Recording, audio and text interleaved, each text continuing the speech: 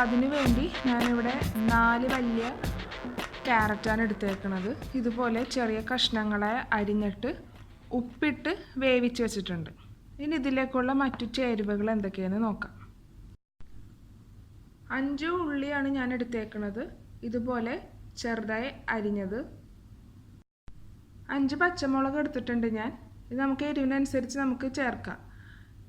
ഇതുപോലെ നടുവേ കീറിയത്. ആവശ്യത്തിന് കറിവേപ്പില, ആവശ്യത്തിന് കടുക്, 1/4 ടീസ്പൂൺ മഞ്ഞൾപ്പൊടി, ഒരു ചെറിയ ബൗള് തേങ്ങാപ്പീര. ഇനി ഈ കറിയിലേക്ക് ആവശ്യത്തിന് ഉപ്പും ആവശ്യത്തിന് വെളിച്ചെണ്ണയും വേണം.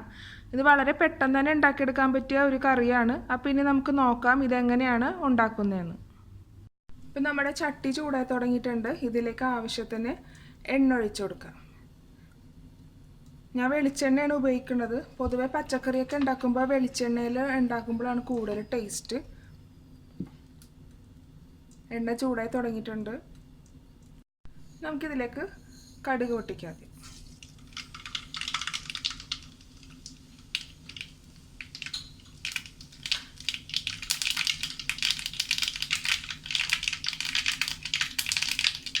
ഇനി നമുക്കിതിലേക്ക് അരിഞ്ഞു വെച്ചേക്കണം എല്ലാം ചേർക്കാം.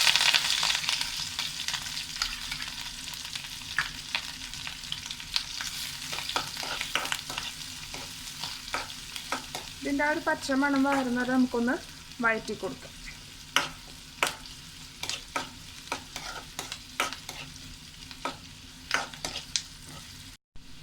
ഇനി നമുക്കിതിലേക്ക് മഞ്ഞൾപ്പൊടി ചേർക്കാം. ഞാൻ ഈ കറിയിൽ മുളക് പൊടി ചേർക്കണില്ല. നമ്മളിതിൽ പച്ചമുളകാണ് ചേർത്തേക്കുന്നത്. ഈ പച്ചമുളകിൻ്റെ എരിവാണ് ഈ കറിക്ക് നമുക്ക് കിട്ടേണ്ടത്. പച്ചക്കറിയൊക്കെ ഉണ്ടാക്കുമ്പോൾ സവാള ചേർക്കണേക്കാൾ കൂടുതൽ ടേസ്റ്റ് ചെറിയ ഉള്ളി ചേർക്കുമ്പോഴാണ്. അതുകൊണ്ടാണ് ഞാൻ ഈ കറിയിൽ ചെറിയ ഉള്ളി എടുത്തത്. ഞാൻ ഉണ്ടാക്കുന്ന എല്ലാ പച്ചക്കറിയിലും ചെറിയ ഉള്ളിയാണ് ഞാൻ എടുക്കാറ്.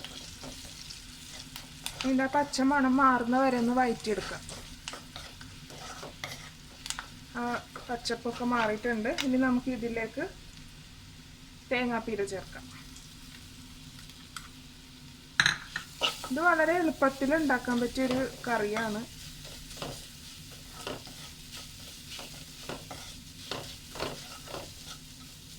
ഇതിപ്പോൾ ഇതിലിപ്പോൾ ക്യാരറ്റ് ഞാൻ ഉപ്പിട്ട് സെപ്പറേറ്റ് വേവിച്ചതിന് ശേഷമാണ് ഞാൻ ഇതിലേക്ക് ചേർക്കാൻ പോണത്.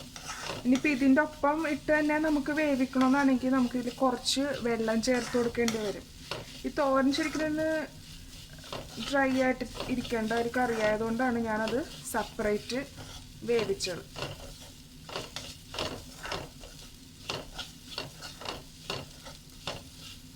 ഇനി ഇതിലേക്ക് ക്യാരറ്റ് ചേർക്കാം.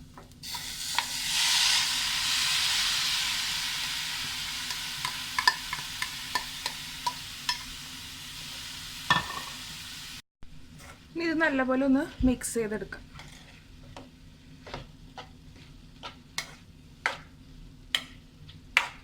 നമ്മൾ ക്യാരറ്റ് ഉപ്പിട്ടാണ് വേവിച്ചെങ്കിൽ നമ്മൾ ഈ മസാലയിലൊന്നും ഉപ്പായിട്ടില്ല. നമുക്കിനി ഇതിലേക്ക് ആവശ്യത്തിന് ഉപ്പ് ചേർക്കാം. ആവശ്യത്തിന് ഉപ്പൊക്കെ ചേർത്ത് വെച്ചിട്ടുണ്ട്. ഇനി നമുക്കൊന്ന് 2 മിനിറ്റ് ഒന്ന് അടച്ചു വെക്കാം. അപ്പോൾ ഇതിലേക്ക് ആ പച്ചമുളകിൻ്റെ ആ എരിവും ഒക്കെ കയറാൻ വേണ്ടിയാണ് നമ്മൾ അടച്ചു വെക്കണത്. നമുക്ക് നോക്കാം. ആ ചെറിയൊരു നനവൊക്കെ ഉണ്ടെങ്കിൽ അതൊക്കെ ഒന്ന് വലിഞ്ഞിട്ടുണ്ട്. ഇപ്പോൾ ആ ഒരു പച്ചമുളകിൻ്റെ ആ സ്മെല്ലൊക്കെ വരാൻ തുടങ്ങിയിട്ടുണ്ട്. ആ എരിവൊക്കെയാണ് ഈ കറിയിലേക്ക് പിടിക്കണത്. ഇനി നമുക്ക് തീ ഓഫ് ചെയ്യാം. ക്യാരറ്റ് തോരൻ ഇപ്പോൾ റെഡി ആയിട്ടുണ്ട്. ഇതെല്ലാവരും ട്രൈ ചെയ്ത് നോക്കണം. വളരെ പെട്ടെന്ന് തന്നെ ഉണ്ടാക്കാൻ പറ്റിയൊരു കറിയാണിത്.